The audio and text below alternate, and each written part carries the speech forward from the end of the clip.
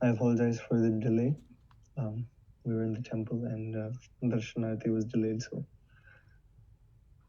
let us begin. Umajnanatimirandhasya jnananjanashalakaya चक्षुरुन्मिलितं येन तस्मै श्रीगुरवे नमः श्रीचैतन्यमनोभीष्टं स्थापितं येन भूतले स्वयं रूपः कदा मह्यं ददाति स्वपदान्तिकं वन्देऽहं श्रीगुरोः श्रीयुतापदकमलं श्रीगुरोन् वैष्णवांश्च श्रीरूपं साग्रजातं सहगण रघुनाथान्वितं तं सजीवं साद्वैतं सावधूतं परिजनसहितं कृष्णचैतन्यदेवं श्रीराधा कृष्णपादान् सहगण ललिता श्री विशाखान्वितांश्च हे कृष्ण करुणा सिंधो दीनबंधो जगत्पते गोपेश गोपिका कांत राधा कांत नमोस्तुते तप्त कांचन गौरांगी राधे वृंदावनेश्वरी वृषभानुसुते देवी प्रणमामि हरिप्रिये आराध्यो भगवान् ब्रजेशतनयस्तद्धाम वृन्दावनं रम्या काचिदुपासना व्रजवधो वर्गेण या कल्पिता श्रीमद्भागवतं प्रमाणममलं प्रेम पुमर्थो महान् श्रीचैतन्यमहाप्रभोर्मतमिदं तत्रादरान परः राधाकरावचितपल्लववल्लरीके राधापदाङ्कविलसन् मधुरस्थलीके राधा यशोमुखरमत्तखगावलीके राधा विहार विपिने रमतां मनो मे जयतां सुरतो पङ्गुर्मम मन्दमतेर्गतिमत्सर्वस्वपदां भोजो राधा मदनमोहनो दिव्यद्वृन्दारण्यकल्पद्रुमाधः श्रीमद्रत्नागारसिंहासनस्थो श्रीमद्राधा शीलगोविन्ददेवो पृष्ठालिभिः सेव्यमानो स्मरामि श्रीमान् रासरसारम्भी वंशीवटतटस्थितः कर्षन् वेणुस्वनेर्गोपी गोपीनाथ श्रीस्तु नः वाञ्छाकल्पतरुभ्यश्च कृपा सिन्धुभ्य एव च पतितानां पावनेभ्यो वैष्णवेभ्यो नमो नमः जय श्री कृष्ण चैतन्य प्रभु नित्यानंद श्री अद्वैत गदाधर श्रीवासादि गौर भक्त वृंद हरे कृष्ण कृष्ण कृष्ण हरे हरे हरे राम राम राम हरे हरे मुखं करोति वाचालं पङ्गुं लङ्घयते गिरिं यत्कृपातमहं वन्दे श्रीगुरुं दीनतारिणं परमानन्दमाधवं Sri Chaitanya ईश्वरम् Hare Krishna, dear devotees, we welcome you in our third session of Shri Upadeshamrita, the Nectar of Instruction. In our first session, we discussed from the preface, introducing Srila Prabhupada's introduction to this wonderful text of Srila Rupa Goswami, Shri Upadeshamrita, in which we found out that Srila Rupa Goswami is a very special personality in our Krishna consciousness movement. He is directly supervising this Krishna consciousness movement. We found out about the importance of this Shastra, the Upadeshamrita, in the preface. And then we went to text 1 in the previous session. And of course, text 1 does have a very extensive purport, which is why we are going to, I think we should be able to finish it today. Possibly not, actually. It is a very, very big purport.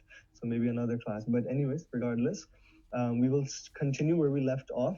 In the last session, we discussed mostly about Vacho Vegam, controlling the urge to speak, tolerating the urge to speak. What is Vacho Vegam?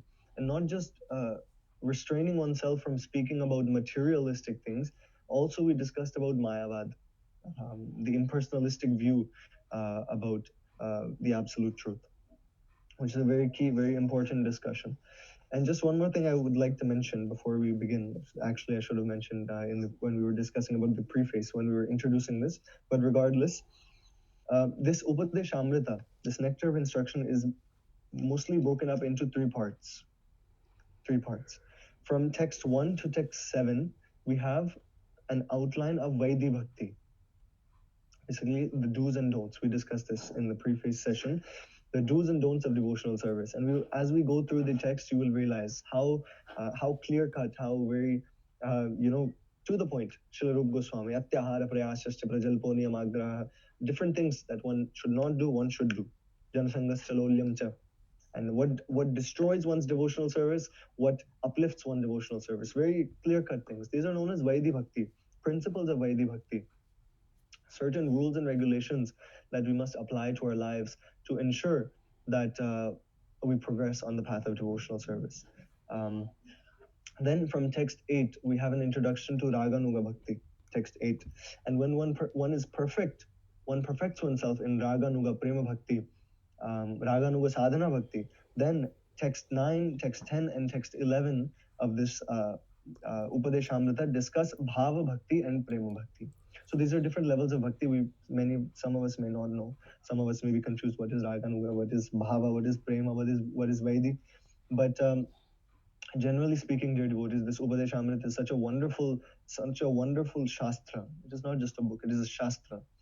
Jiva Goswami has explained this, that not only is Bhagavatam shastra, anything in line with the teachings of Bhagavatam is also Bhagavatam. So similarly, this is also shastra. Upadeshamrita. So this is such a wonderful shastra that no matter where we are in our spiritual lives,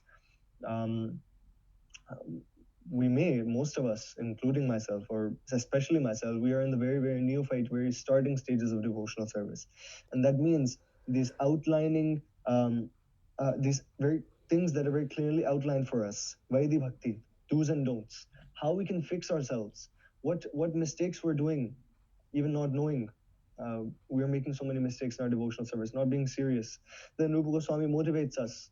Utsaha, Nishchaya, Dhairyat, be enthusiastic in your devotional service. Like that, many do's and don'ts about devotional service have been outlined. So no matter, this is the wonderful beauty. This is the beauty of this shastra. That's why Srila Prabhupada called it the law book of ISKCON. Because no matter, dear devotees, no matter where we are in our devotional life, we are just beginning, we are initiated, we are second initiated, we are doing for 10 years, still getting no results. We are, day one, still the Shastra has something to offer. From anywhere we are, we can assess ourselves and we can rise from that platform. So let us recite text 1 again, and then we will continue from the purport where we left off, which was in discussing about Vacho Vegam.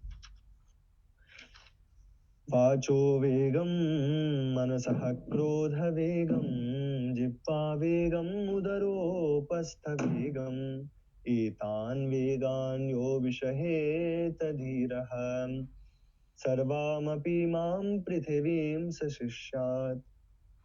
Translation by His Divine Grace Abhay Charanarvinda Bhaktivedanta Swami Srila Prabhupada. A sober person who can tolerate the urge to speak, the mind's demands, the actions of anger, and the urges of the tongue, belly, and genitals, is qualified to make disciples all over the world. This is the most basic, the first qualification a guru must have. And not only is it just for one who is a guru or one who is a leader. Srila Prabhupada explains in the preface that he expects all of the devotees of this Krishna consciousness movement, every single one of us, Srila Prabhupada expects us to become Goswamis.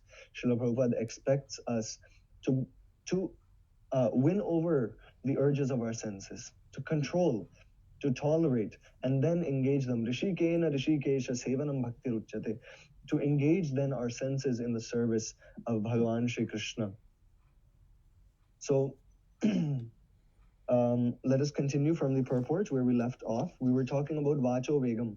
Basically, how the croaking of the toad, this example is given by Srila Prabhupada, how when a toad croaks, that croaking is so useless that it simply calls the snake to eat it. So this is the explanation of Vacho Vegam. Our speech must be controlled, dear devotees, especially as devotees, especially as aspiring devotees, or even especially as aspiring devotees. In any situation, regardless, we must first control our power of speech. And what does that mean? What does that mean? That means that we must speak of topics related to Krishna. If you are serious about Krishna consciousness, if you are serious about devotional service, you will not like to discuss anything that is not related to Krishna. That we can see in our lives. Lives of even pure devotees, we can see acharyas who are still with us, in this world.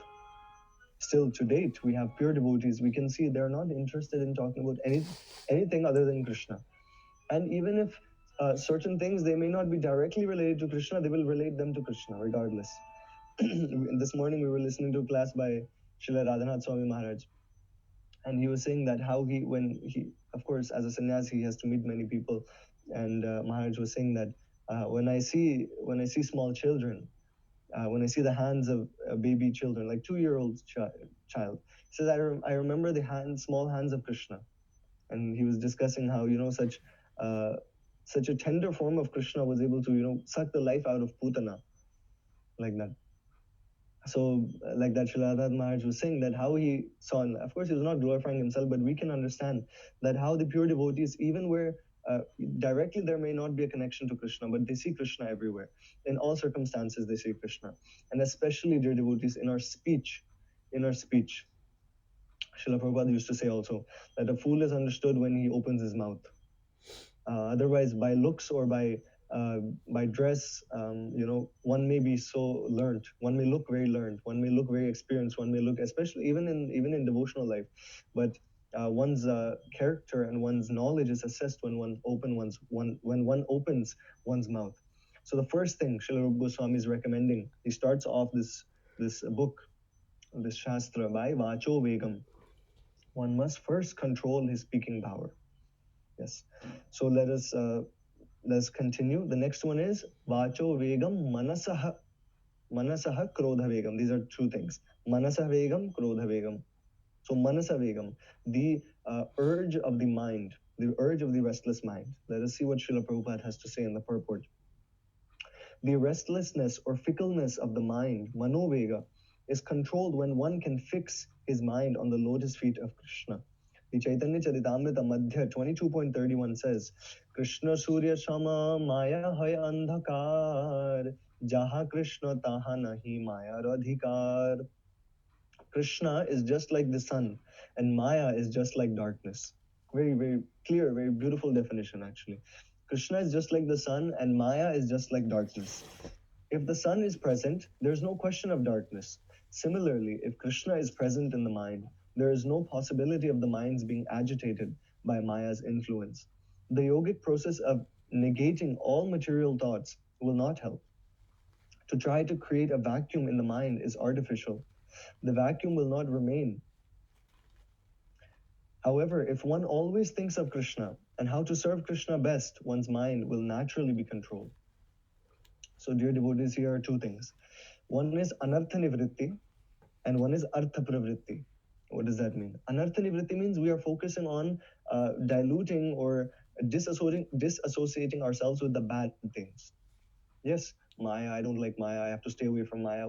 Just by thinking all of this, we are becoming Maya conscious, not Krishna conscious. Well, what is Srila Prabhupada recommending here? What is Shastra recommending? That Savai Manaha Krishna Padara Vindayoho. First, attach yourselves to Krishna.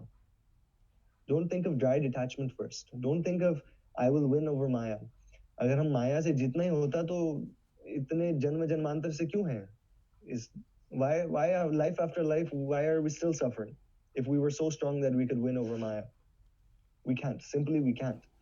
That is why it is said, Rishikena Rishikesha. अतः श्री कृष्ण नामादि न भवेत ग्राह्यम इंद्रियहि सेवोन्मुखे ही जिह्वादो. अपनी इंद्रियों को भगवान की सेवा में लगा के इंद्रियां वश में आ जाएंगी. By engaging our mind, by engaging the senses in the service of Krishna, they will easily be controlled. Because actually it is the Swarupa Dharma of the Jiva to serve Krishna.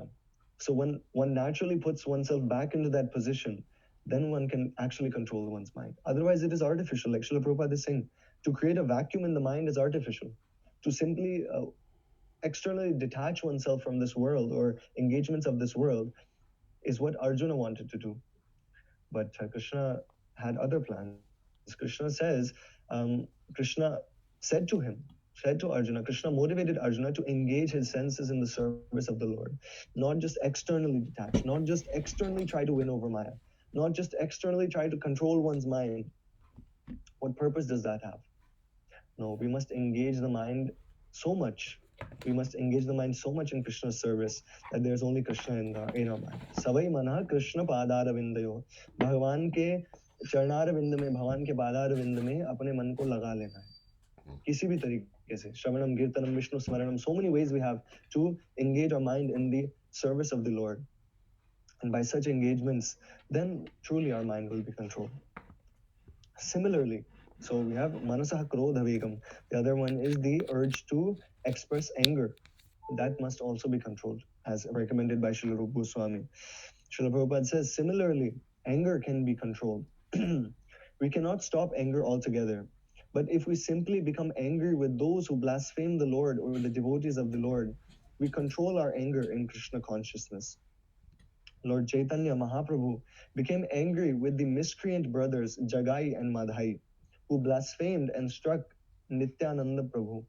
In his Shikshashtaka, Lord Chaitanya wrote, Trinadapi sunichena tarorapi sahishnuna. One should be humbler than the grass and more tolerant than the tree. One may then ask why the Lord exhibited his anger. The point is that one should be ready to tolerate all insults to one's own self, but when Krishna or his pure devotee is blasphemed, a genuine devotee becomes angry and acts like fire against the offenders. Krodha, anger, cannot be stopped, and it can be applied rightly. It was in anger that Hanuman set fire to Lanka, but he is worshipped as the greatest devotee of Lord Ramachandra. This means that he utilizes his anger in the right way. Arjuna serves as another example. He was not willing to fight, but Krishna incited his anger. You must fight. To fight without anger is not possible. Anger is controlled, however, when utilized in the service of the Lord. So here we find how one can control one's anger. These are, like I said, very practical points that we can do in our lives. First, vacho vegam, controlling the speech. What we can do to control the speech? Talk about Krishna, discuss about Krishna, limit our thoughts, limit our desires to open our mouth and talk to talking about Krishna. This is called avoiding prajalpa. Anyways, dear devotees, think about it. So many things we talk about on a day-to-day basis. How much effect are we really making to those things or those to the world in general? If we are discussing about politics, okay, it is good to be informed, but how much effect are we? How much is it going to affect that situation by us discussing or by us ruining our consciousness to take time out of our valuable human birth to discuss about those things? It really has no value if you really think about it. So like that, the first thing, vacho vegam. Second thing, manasaha vegam. The mind is the greatest trouble, the greatest thing that makes trouble in our lives, the mind. And that is said by even Arjuna, chanchalahi mana Krishna. Chanchalahi mana Krishna. Arjuna, who is a devotee of the Lord, who was in constant association with the Lord, he is saying chanchalahi mana Krishna. What to speak of us? What to speak of us, who have been conditioned life after life in so many harsh situations, materially anxious situations. Of course our mind will be disturbed. It is natural. That is why the first step is to accept that we are conditioned. First step is to accept that our mind is not going to favor us to start with.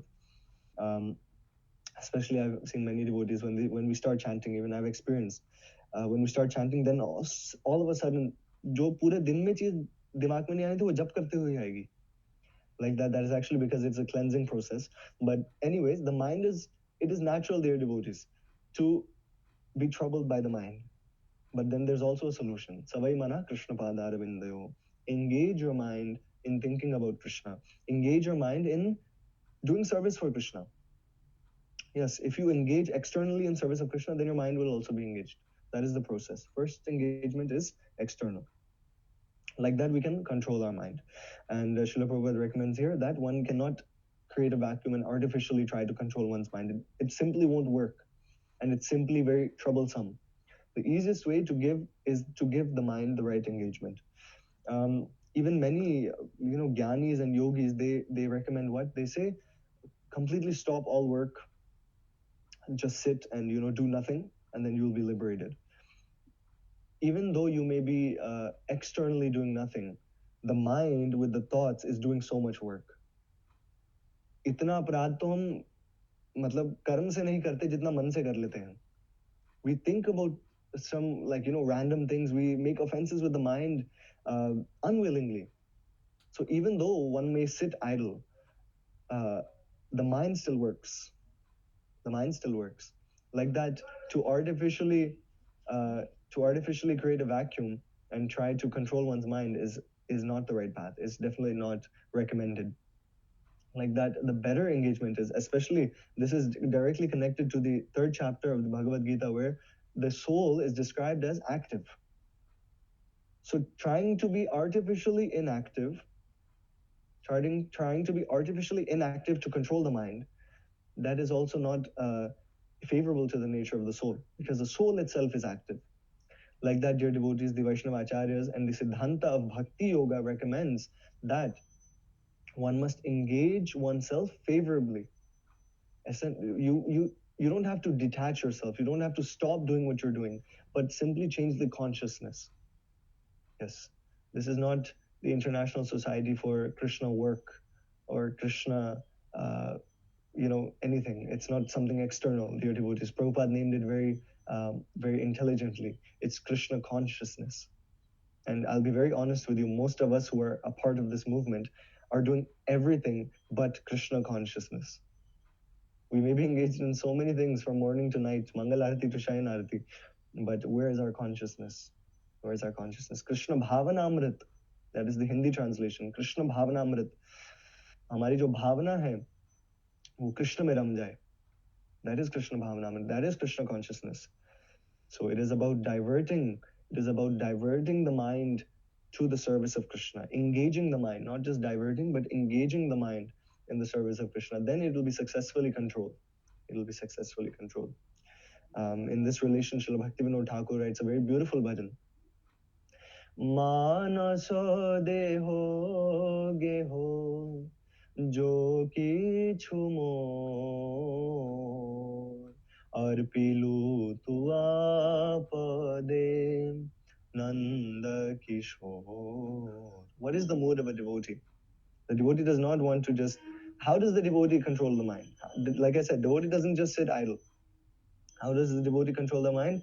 Manasa deho geho jo kichu more arpilu tuapade Nanda Kishore. Oh my dear Lord Nanda Kishore, dear young youthful boy, son of Nanda Maharaj, I offer everything at your lotus feet. Everything. Manasa. Firstly, I offer my mind at your lotus feet. Manasa. Deha. I offer my body at your lotus feet. I'm completely for your service, my Lord. Whether it be attending, program after program, whether it be distributing book after book, giving class after class, listening to class after class, associating with devotees on a daily basis, I will engage my body so much that it will become completely yours. Manasa deho geho joki chumor. What is geho? Geho is family, house, everything that I claim to be mine. Joki chumor. Whatever I falsely claim to be mine, actually, falsely. Even though we claim everything to be ours, nothing is ours. But still, Manasa deho geho joki chumor arpilu tuapade Nanda Kishore. My dear Lord, I offer everything at your lotus feet. Everything at your lotus feet. And this bhajan is about Atma Samarpan, Atma Nivedan. And like that, we can get into a whole new tangent about what is Atma Samarpan, what is Atma Nivedan. Bhaktivinoda Thakur has written such beautiful bhajans. Atma Nivedana tuva pade kori, hainu parama sukhi. Bhaktivinoda Thakur says that once one gives oneself like this to the Lord, then parama sukhi. That person becomes the owner of the greatest happiness. Hainu parama sukhi. Like that. So to win over the ailment, to win over the ailment of an agitated mind, the best thing to do, dear devotees, the easiest, and the thing that always works is to engage oneself favorably in the service of Krishna. Yes. The next thing is, actually, I'll be very honest, if we are doing this as a, just some lectures, we could discuss one paragraph of Srila Prabhupada per class. And this purport is extremely long. And if we do that, This Nectar of Instruction session will go for like 2 years. So we don't want to do that. We want to go at least 2-3 classes per verse, per text, or maximum 2, I would think. So we want to finish this, but regardless, I will try to elaborate as much as possible, but also we are restricted by time, since we also started late. But anyways, the next thing is manasaha krodhavegam. Krodhavegam. Krodha is anger. We all have anger. Anger is also not very easy to just control. Especially, we must realize that this is, like I discussed in the starting, this is instructions for Vaidhi Bhakti. Vaidhi Bhakti means practicing under certain rules and regulations by Shastra, by Guru, by Sadhu. We get these Vidhi. From Vidhi comes Vaidhi. When you get a Vidhi for Bhajan, or Bhajan ki jo pranali milti hai, when you get a certain set of rules and regulations that in this way you have to execute your devotional service, that is Vidhi or Vaidhi Bhakti. So, as a part of that is controlling these things. Not controlling is the second step. First thing is tolerating. Tolerating the urges of speaking unnecessarily. Tolerating the urge tolerating the urges of the agitated mind, and then tolerating the urge of anger. Tolerate, dear devotees. We must tolerate anger, especially as devotees, especially as practitioners of Krishna consciousness. We represent not only our acharyas, our guru, Mahaprabhu, representing Krishna, someone with an urdhva pundara tilak, with a kanthimala in his neck, with a sacred thread, and is going down the street yelling at people and shouting, the very most beautiful swear words. That's not very favorable. That's not favorable at all. So anger must be controlled in the life of a devotee. And anger, how will it be controlled? We must dovetail our anger if we have anger. We all have anger. Don't lie to yourselves, and I won't lie to myself either. We all have anger, but dovetailing one's anger means you can use that anger in the service of the Lord. And this is mostly for advanced devotees like Hanuman, Arjuna. We are not advanced devotees. In the name of using anger for the service of the Lord, we will probably commit Vaishnava Upades. So it is better to be peaceful in our lives and control anger. But when time does come, when such situations do come, we must use anger for the service of the Lord, just like Hanuman did, and the Pandavas did, Arjuna did. How is that possible? When one criticizes the Lord, when someone criticizes the Lord, when someone criticizes the devotee of the Lord, then one can become naturally angry. But one must know in one's heart, one must be fixed that the Lord is the Supreme Personality of Godhead. The pure devotees of the Lord are, associates of the Lord. They are cared by the Lord, protected by the Lord. And like that, seeing everything in relation with the Lord, if someone offends them, then one can definitely become angry. And if one is in such a position to make a difference, then one should take a stand. One should, tell the person to stop doing such things, if one can do that. Otherwise, what is recommended for us as kanishthas and madhyamas is one should leave that place. Most of us, in what I've observed, in most situations, devotees cannot do anything to such situations when someone is being offended. Actually, Srila Prabhupada wanted all of us to be very learned. Learned in terms of knowing at least you should know that much, that you can convince someone, or convince at least yourself, that Krishna is the Supreme Personality of Godhead. That Krishna is Bhagavan. Many people will come around in this world to prove that no, Krishna is not Bhagavan, or criticize that Krishna is this, Krishna is that. Otherwise, if one does one does encounter such situations, either one should be learned enough to defend oneself, which is expected of all devotees actually, especially one who is aspiring to attain the platform at least of a madhyama. And of course, we should all try to become madhyamas, not just remain neophytes. We should advance in our devotional practice. We should know, of course, to defend ourselves, but if we cannot defend, if we cannot express that anger to defend the Lord and his devotees, then one should leave that place at that moment. Otherwise, by hearing such offenses, by hearing such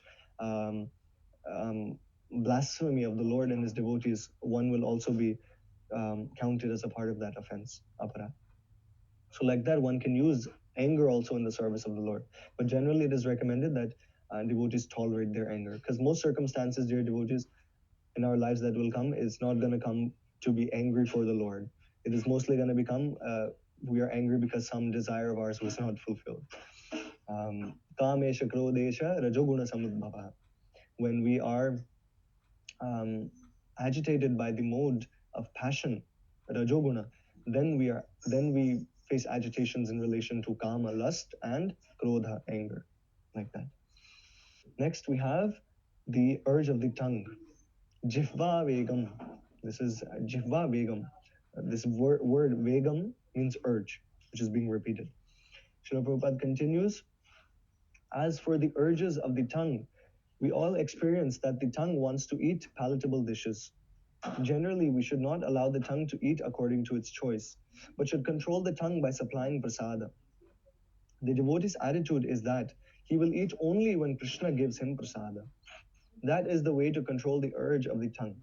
One should take prasada at scheduled times and should not eat in restaurants and sweetmeat shops simply to satisfy the whims of the tongue or belly. If we stick to the principle of taking only prasada, the urges of the belly and tongue can be controlled. This is a very, very, very important point, especially for practicing devotees. Srila Prabhupada is making it very explicitly clear. One should not eat in restaurants or sweetmeat shops. Even though it may be non-onion garlic, even though it may be Swaminarayan or Jain, as many shops proclaim.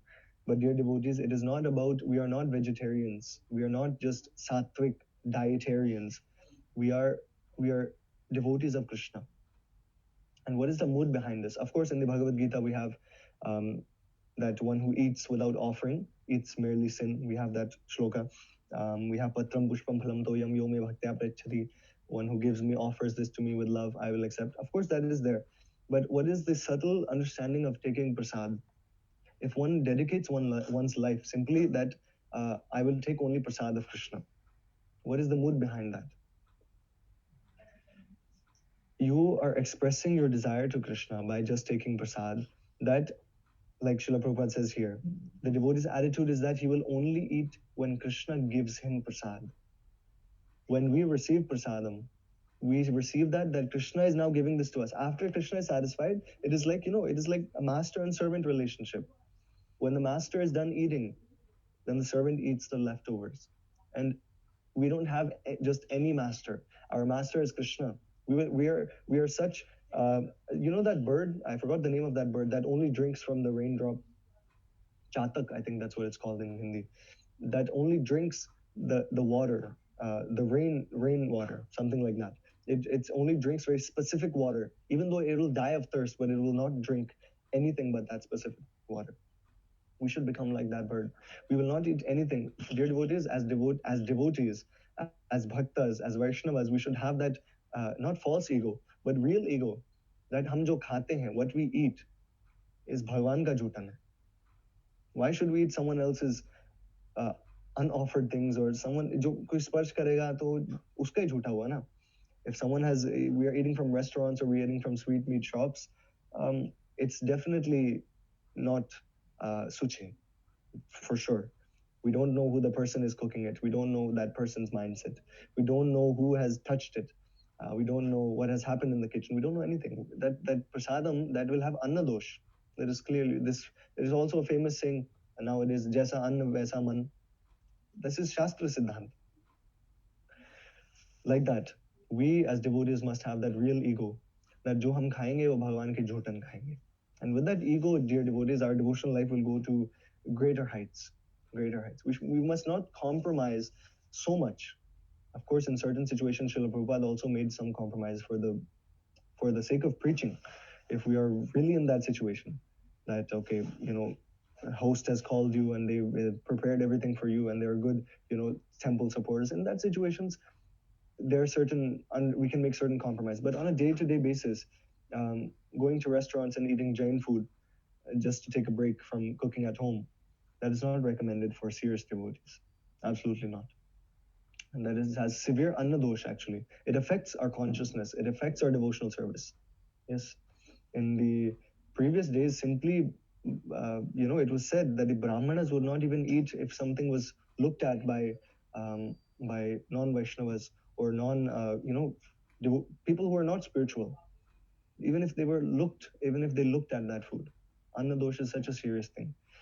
So as devotees who want to be serious, we must be careful in our own cooking of prasadam, and we must careful in our own intake of prasad, like that,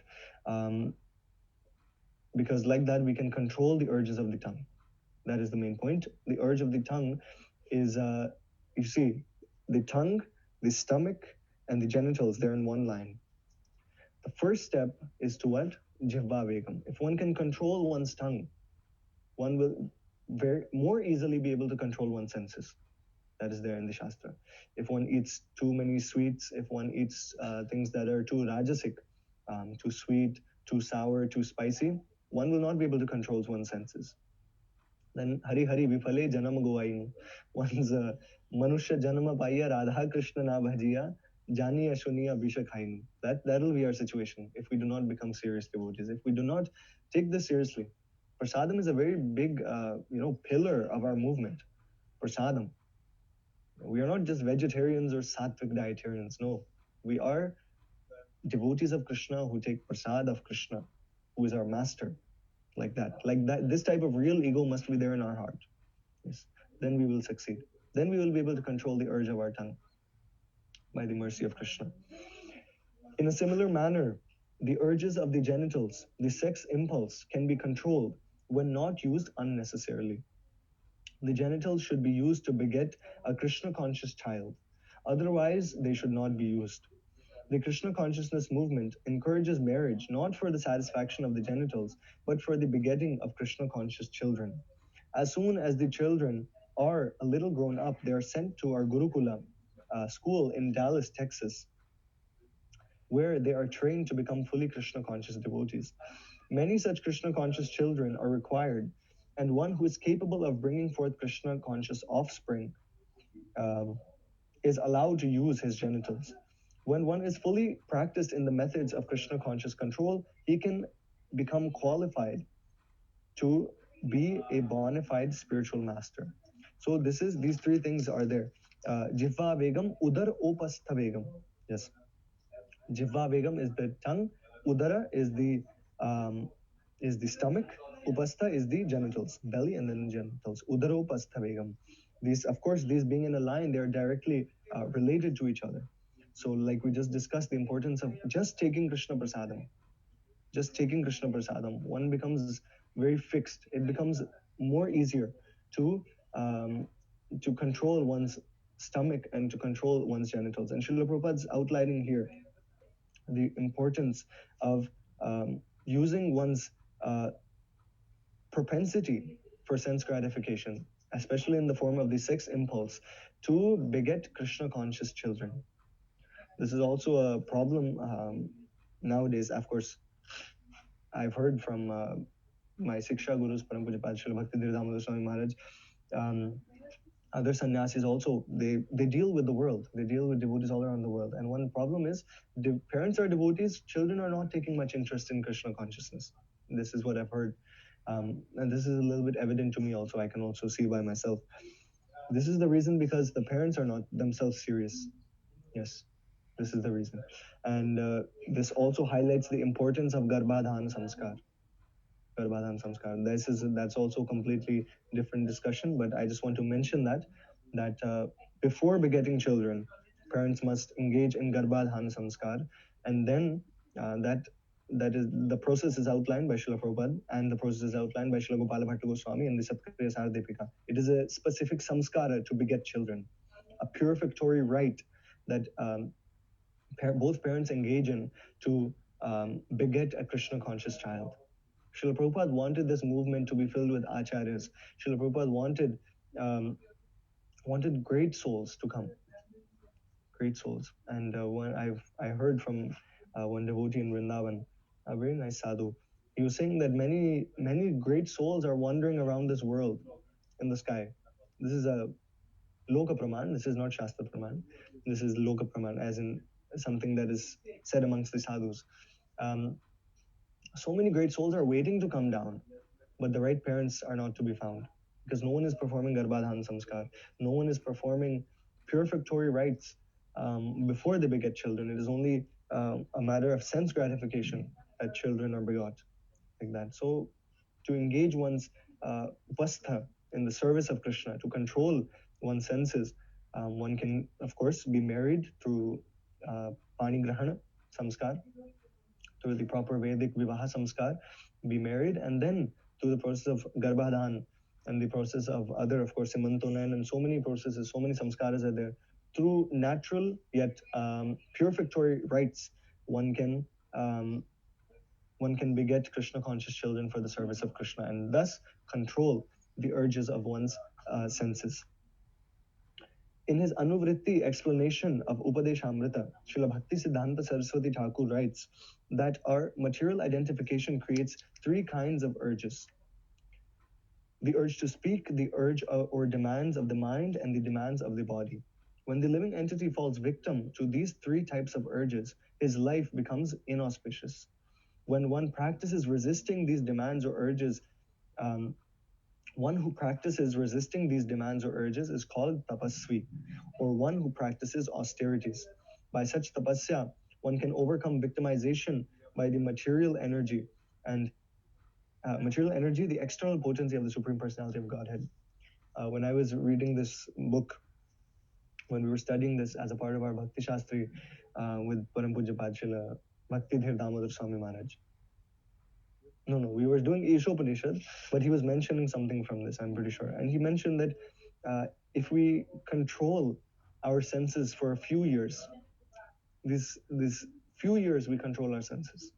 Of course, it'll be hard. The first few years are going to be, of course, definitely very difficult because we've been so used to enjoying our senses for birth after birth.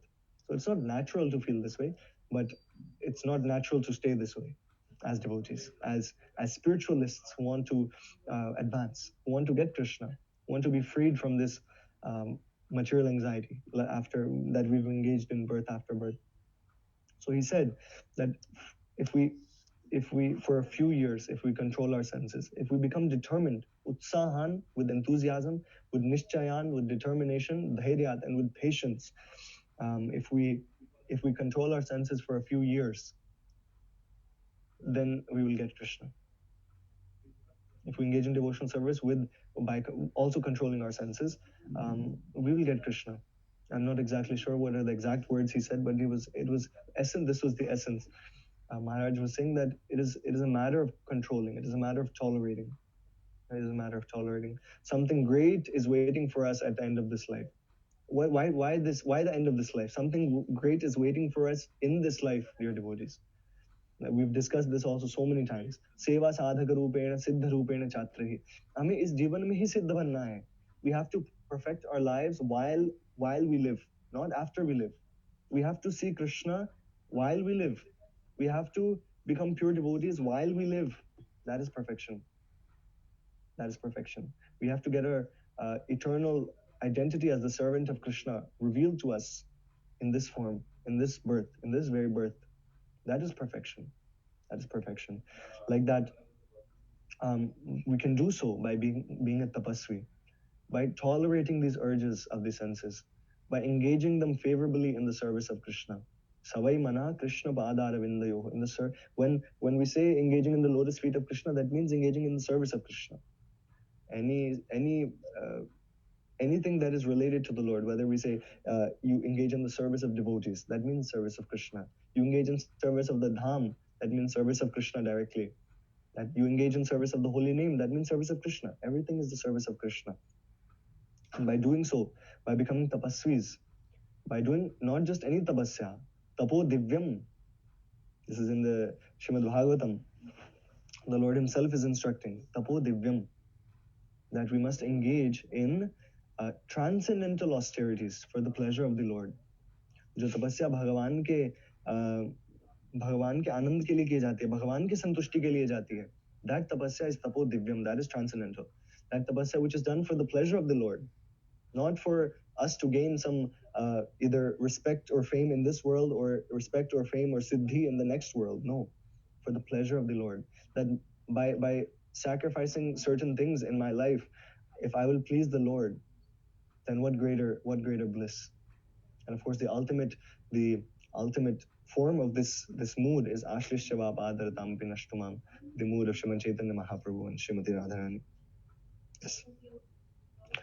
Continuing from this, so Srila Prabhupada is adding, Srila Prabhupada has given his commentary, and then the second half of this, in most of these verses, all of these, if not all these verses, Srila Prabhupada adds the Anuvritti commentary of Srila Bhaktisiddhanta Saraswati Thakur.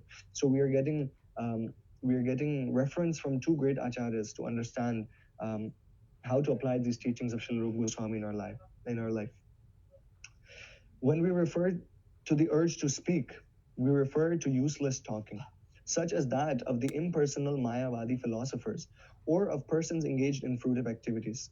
So karmis or Mayavadis, devotees must refrain from engaging in talks with them, or talking about them even, or talking of them, talking with them, talking about things that they preach.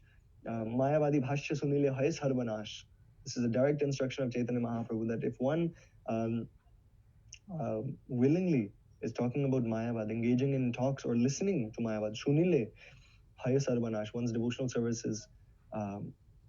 is completely wrecked, completely Sarvanash, actually. It is said completely destroyed. That is the word used, Sarvanash. That is because Mayavadi or the Mayavada Siddhanta establishes the Jiva as Bhagavan. If you yourself think of yourself as Bhagavan, where's the mood of service? Where's the mood of surrender? Why should you surrender to yourself if you are the greatest?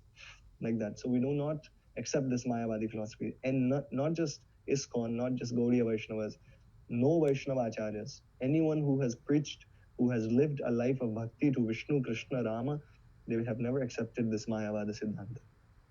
So we must refrain from talking about that, and the general engagements of karmis.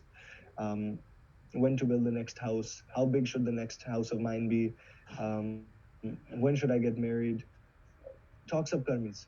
Of course, these talks can be in relation to Krishna as well, but this is explicitly talking of how karmis talk about how to earn money, how to gratify our senses, where to eat in the next weekend, what to drink.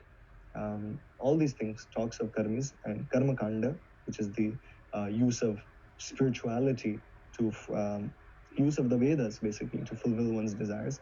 Ultimately, the whole world of sense gratification, to summarize. We must refrain from talking and engaging with such people and such talks. All such talks or literatures are practical exhibitions of the urge to speak. Many people who are talking nonsensically and writing volumes of useless books, and all this is a result of the urge to speak. To counteract this tendency, we have to divert our talking to the subject of Krishna. This is explained in the Srimad Bhagavatam.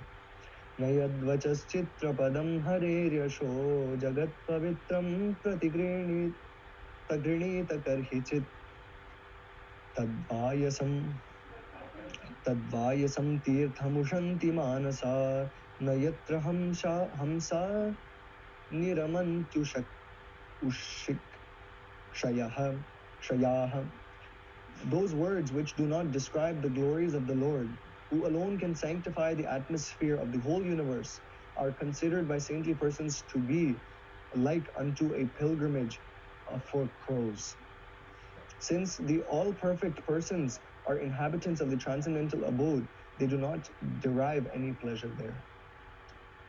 Tadvaga visargo janatagha viplavo yasmin prati shlokam abadhavvatyapi namanyanantasya yasho nikitani yat shrinvanti gayanti grinanti sadhavaham.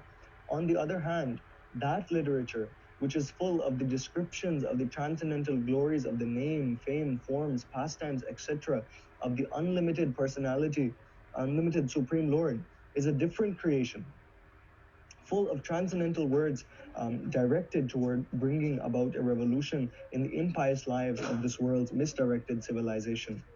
Such transcendental literatures, even though imperfectly composed, are heard, sung, and accepted by purified men who are thoroughly honest.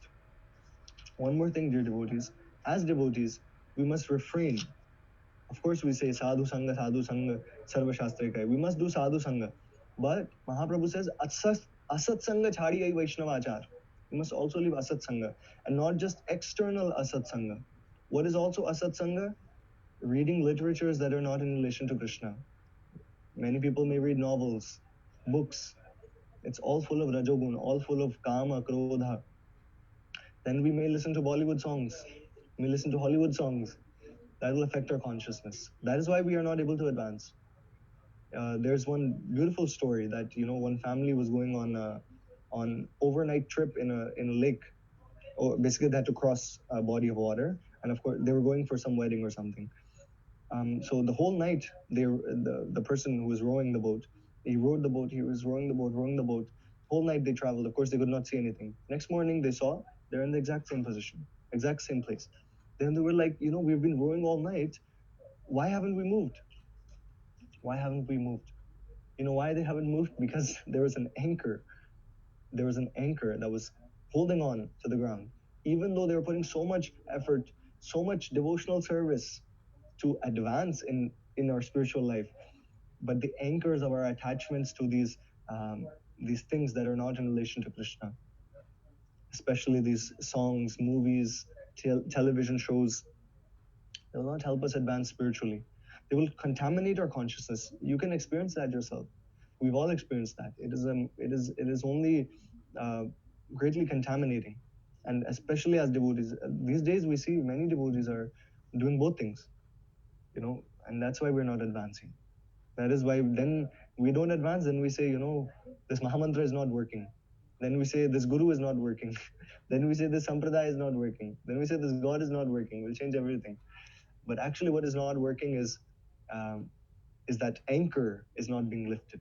That's the problem. Yes.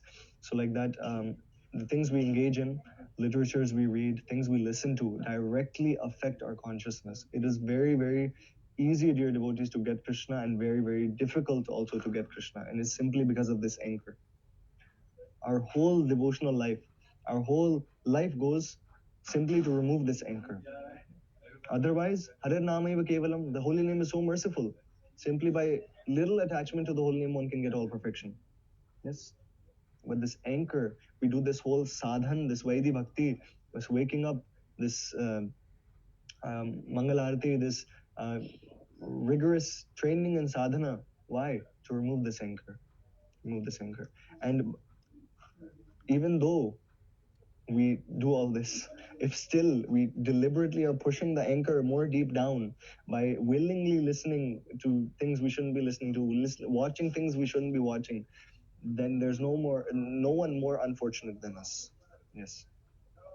We must control these urges of the mind and senses. The conclusion is that only when we talk about devotional service to the Supreme Personality of Godhead can we refrain from useless, nonsensical talk. We should always endeavor to use our speaking power solely for the purpose of realizing Krishna consciousness. As for the agitations of the flickering mind, they are divided into two divisions.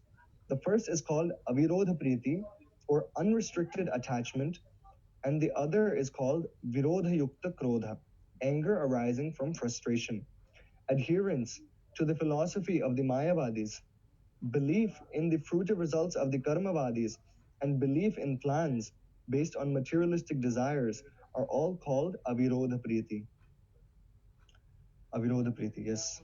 Gyanis, karmis, and materialistic plan makers generally attract the attention of conditioned souls. But when the materialists cannot fulfill their plans, and when their devices are frustrated, they become angry. Frustration from material desires produces anger. Yes. So this is very technical terms: virodha yukta krodha and avirodha priti. So agitations of the mind, these are categorized as unrestricted attachment and anger arising from that frustration. Srila Prabhupada explained very nicely here. I don't know how I should, further explain it. But when we are attached to the talks of the karmis, mayavadis, then that is an expression of avirodha priti, unrestricted attachment. Then when the materialists, the karmis, they cannot fulfill their plans, and when their devices are frustrated, then we become angry. So that results in virodha yukta krodha. Very technical terms. It will be difficult to anyways expand on this. There is still sufficient purport left for text 1. So we will do another session for text 1 next Sunday at 8:30 p.m. And we thank you all, of course, for joining. On Tuesday evening, 7:30 p.m., we will be continuing with our 108 Bhagavad Gita session. We did the first session last week, and the second session will be on Tuesday, this coming Tuesday, 7:30 p.m. MST and 8 a.m. IST. If anyone has any questions, we can take some questions. Yes, Anurag Prabhu, Hare Krishna. Hare Krishna Prabhuji. Prabhuji, my question is basically, two questions arising from one context. Sure. That if you are a market-facing, customer-facing job, right, and you have 3 meetings in a day with different customers, we are called in different restaurants. You are an aspiring devotee. I mean, that is the basis of this question. And you are asked to meet them in Earls or some other restaurant. So two things which I personally find challenging is that people are talking all the material things, obviously. They are talking politics, energy, this, that. And secondly, you fall out of line if you don't order food. So how do you circumvent these challenges in this kind of a job role? See, when you're working, if your work is for Krishna, if you understand that this money I will earn, I will use in the service of Krishna. And of course, that is a simple understanding. We can all do that. Some Lakshmi we give to Krishna, or whatever Lakshmi we are getting, we try to engage that in the service of Krishna. There are many ways to do that. We can see that how we do that in our personal lives. Then that talk that you do with those people, that is not prajalpa. You should not absorb in that talk. You are doing that talk for a purpose. Yes. That purpose must be clear. Then it's fine, completely fine, because that's a part of your work. It's a part of your work. Right. Now, speaking about food, that one has to see. If you, I'll be very, very explicit, very honest. If you are serious, Krishna will make arrangements. And especially if you go to certain places, there must be some things there which you can still eat. Which is, see, this is not the highest standard. We should not eat there at all. But as a part of work, now you have no option, right? Yeah, you order a salad or something vegetarian purely. Yeah, yeah. So you can pray. You can pray to Bhagavan. Pray to Bhagavan that, see, Prabhu, well, like I mentioned, Krishna consciousness. If your consciousness, or you are trying at least to bring your consciousness to Krishna, Krishna will see that effort. Krishna will make arrangements for you. If you willingly want to advance, see, our desire is what conditions us, and our desire is what liberates us. Yes.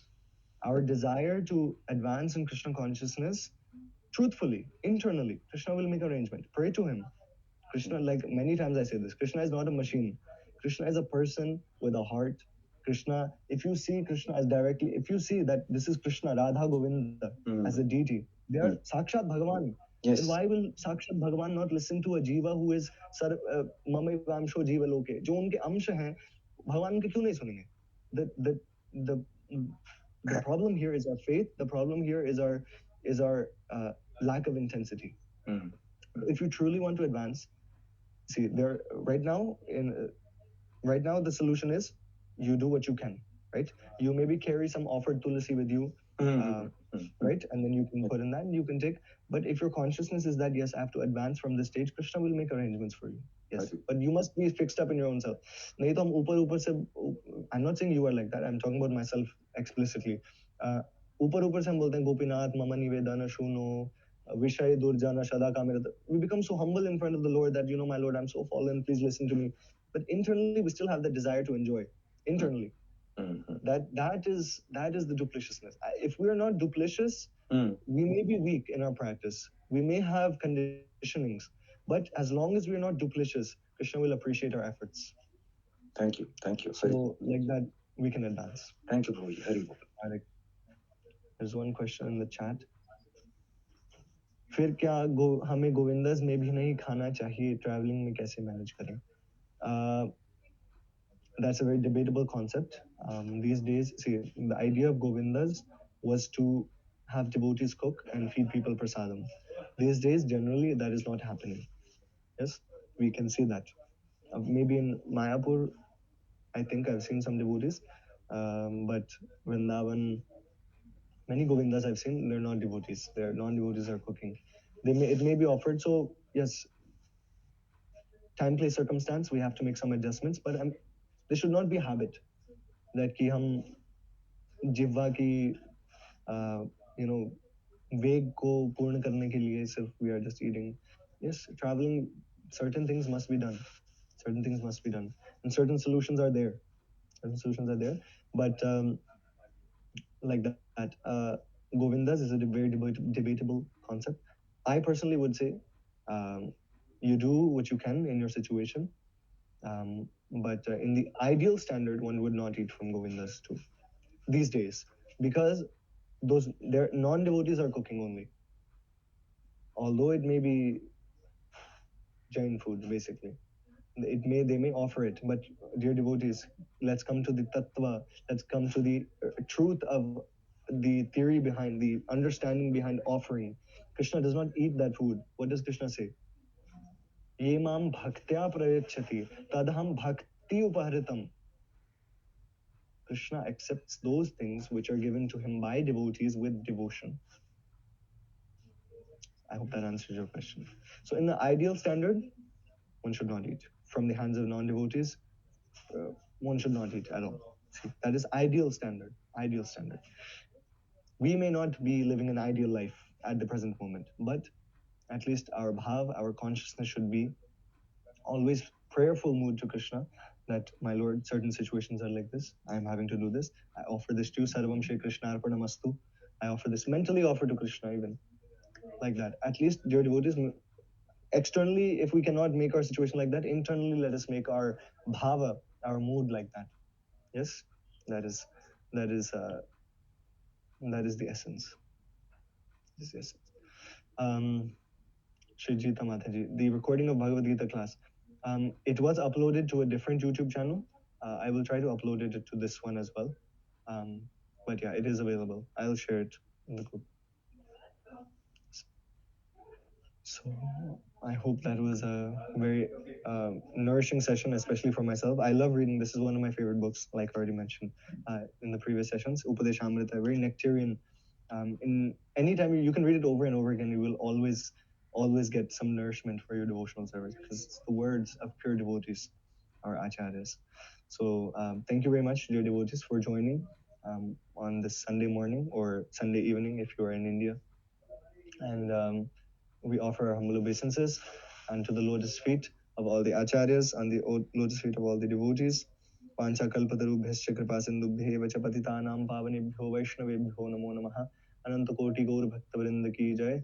Jagat Guru Srila Prabhupada ki jai. Gaur Pramanande Hari Hari Bol. Thank you, Hare Krishna, Prabhuji. Hare Krishna. Hare Krishna. Thank you, Prabhu.